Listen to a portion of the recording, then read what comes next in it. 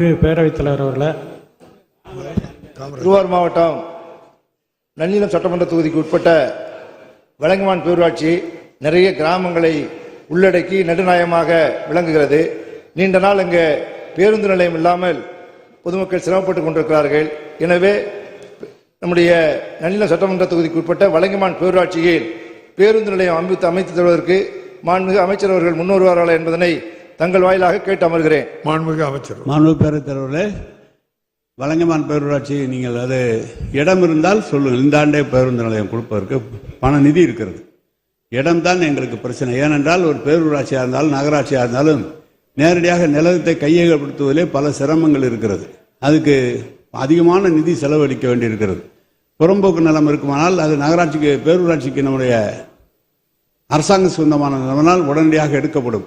அதிகபட்சம் பேருந்து நிலையம் அமைப்பதற்கெல்லாம் பேரூராட்சி அளவிலே ஒரு 4 கோடி 5 கோடி இருந்தாலே இந்த பேருந்து நிலையம் நல்ல முறையில் அமைத்து தந்து விட முடியும். எனவே மாண்பு உறுப்பினர் ஏற்கனவே அமைச்சராக இருந்தவர்கள் இந்த தொகுதியிலே தொடர்ந்து நீங்கள் வெற்றி பெற்று வருகிறீர்கள். இடம் பார்த்து கொடுத்தினால் இந்த வருஷமே கட்டுறேன். மாண்புமிகு உறுப்பினர் ஈஆர் ஈஸ்வரன். மாண்புமிகு பேரவைத் தலைவர் அவர்களே, எங்களுடைய திருச்செங்கோடு சட்டமன்ற தொகுதிக்கு உங்கள் தொகுதியில் முதலமைச்சர் திட்டத்தின் கீழ் புதிய பேருந்து நிலையத்திற்கு நிதி ஒதுக்கப்பட்டது. ஆனால் சரியான இடம் அமையவில்லை. இப்போது இருக்கிற பேருந்து நிலையம், முன்னாடி இருந்த பழைய பேருந்து நிலையம், அந்த 2 பேருந்து நிலையத்தையும் சேர்த்து மேம்படுத்தி தருவதற்காக கோரிக்கை வைத்திருக்கிறோம். ஆனால் அந்த நிதியை பயன்படுத்தி எனக்கு இப்ப இருக்கிற பேருந்து நிலையத்தையும் அருகில் இருக்கிற நிலத்தையும் சேர்த்து அதை மேம்படுத்தி தர வேண்டும் என்று தங்கள் வாயிலாக அமைச்சரை கேட்டுக்கொள்கிறேன். மாண்புமிகு அமைச்சர். மாண்பு பேரவைத் தலைவர்களே, அந்த பேருந்து நிலையத்தை பற்றி நான் நன்றாக அறிவேன். அந்த வழியாக தான் நான் அடிக்கடி போவது வழக்கம். ஏற்கனவே அங்கு மிகப்பெரிய போக்குவரத்து இடைஞ்சல் இருக்கிற இடம். நீங்கள் 2ஐயும் இணைத்து மறுபடியும் ஒரு பேருந்து நிலையம் வருமானால் நிச்சயமாக போக்குவரத்து மிக சிரமமான இடம். முக்கியமான இடம் திருச்செங்கோட்டில் அந்த ஒரு இடம் தான் முக்கியமான இடம்.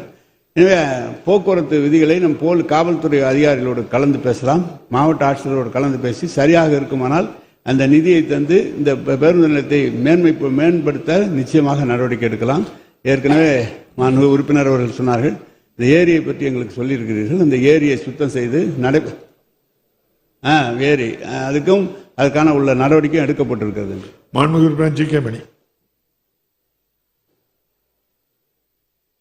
மாண்புமிகு பேரவைத் தலைவர் அவர்களே, தவித்த வாய்க்கு தண்ணீர் வேண்டும், தாகம் தீர்க்க தண்ணீர் வேண்டும் என்ற அடிப்படையில் மிக வறண்ட மாவட்டமாக இருக்கிற தருமபுரி, கிருஷ்ணகிரி 2 மாவட்டங்களுக்கு ஒகேனக்கல் கூட்டு குடிநீர் 2ஆம் திட்டம் வேண்டும் என்று நாங்கள் கோரிக்கை பலமுறை வைத்தோம். மாண்புமிகு அமைச்சர் நீங்க நேரடியாக பார்வையிட்டீர்கள். முதலமைச்சர் அவர்களும் பார்வையிட்டு எல்லாம் தயாரா இருக்குது. நிதி 7891 அறிவித்திருக்கு. அடிக்கடி நீங்களும் சொல்லிட்டே இருக்கிறீங்க, நாங்களும் கேட்டுக்கிட்டே இருக்கிறோம். ஆகவே இந்த ஆண்டு மிக விரைவாக இந்த ஒகேனக்கல் கூட்டுக்குடி திட்டம் நிறைவேற்றுவதற்கு அரசு முன்வருமா? ஏன்னா எல்லா ஊருக்கும் தண்ணி போக சில ஊருக்கு 1 மணி நேரம் 1/2 மணி நேரம். ஒகேனக்கல் கூட்டுக்குடிநீர் திட்டம் 2 மாவட்டத்துக்கு கேட்டிருக்கேன். மாண்புமிகு அமைச்சர் அவர்கள். மாண்பு பேரவைத் தலைவர்களே, அது ஜல்ஜீவன் திட்டத்திலே ஒன்றிய அரசிலிருந்து கிடைக்கக்கூடிய நிதியும் மாநில அரசினுடைய பங்காக இருக்கிற நிதியும் 2மே அதற்காக கொடுக்கப்பட்டு விட்டது. 8000 கோடி, கிட்டத்தட்ட 10 கோடி குறைவாக 8000 கோடி. அந்த 8000 கோடியும் ஜைகாவிலே நாம் கடன் கேட்டிருக்கிறோம். அவர்கள் சில கண்டிஷன் போட்டிருக்காங்க, நீங்கள் 2 மாதம் ஆகணும், 3 மாதம் ஆகணும், அப்போதான் நான் கூட்டம் கூடணும்.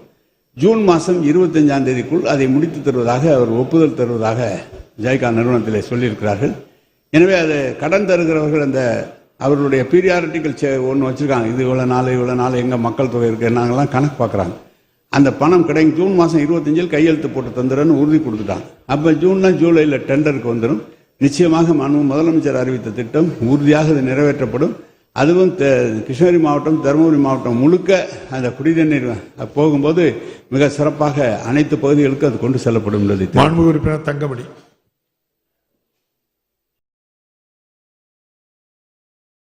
மாண்புமிகு பேரவைத் தலைவர் அவர்களே, மாண்புமிகு அமைச்சர் அவர்கள் பதில் சொல்கின்ற போது விவசாய